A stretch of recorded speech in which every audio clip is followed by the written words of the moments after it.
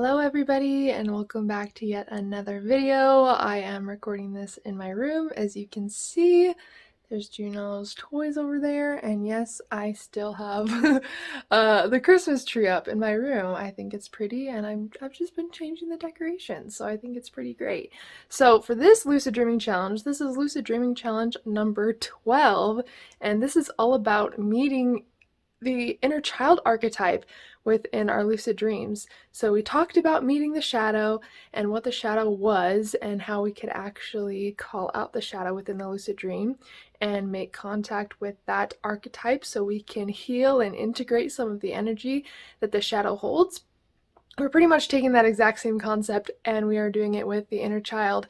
The inner child is basically the same thing as a shadow, but it's everything that was collected that hasn't been fully processed and expressed from our childhood. So things that were said to us that really upset us, traumatic events, things that we were told that affected us emotionally, ways that we had to suppress or hide or dim our light when we were a child. All of that is within the inner child archetype, and so it holds a lot of energy and a lot of hidden things about us that maybe we didn't know still affect us. It could even be someone saying something mean to you in 3rd grade. You know, that could also be in your inner child archetype. But we can only heal these parts of us if we show awareness to them and we can express these things. When we don't express how we're feeling in the moment, maybe it's too traumatic to fully express in the moment, or maybe we have to hide it down or push it down.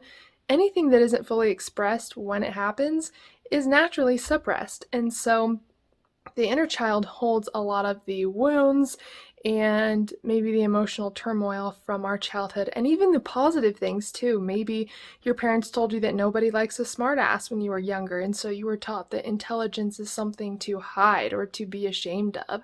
That could also be in your inner child as well, something that needs to be looked at and processed. So really, you just want to call out the inner child within the lucid dream. So if you want to do this before bed, you can just make the intention to either get lucid or for your inner child to meet you in your dreams, or you can even do this when you get lucid and call out to the sky to meet your inner child. I would love to hear about what happens when you meet your inner child, or if you already know some of the wounds or some of the suppressed memories or emotions or beliefs that are within your inner child and how you've made contact with that part of yourself. I love doing this work through the lucid dream state. I think it's super fun and it's really engaging, and you can meet these, archetypes face to face, which I think is incredible, and I don't know any other practice that allows us to do that like lucid dreaming does. So I would love to hear if you try this. This is really just a inner child incubation, just like we did the shadow work, the shadow dream incubation.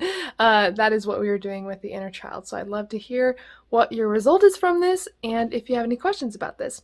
Alright guys, thanks so much for joining in this video. I love you so much, and as always, I'm sending you endless love and endless lucidity.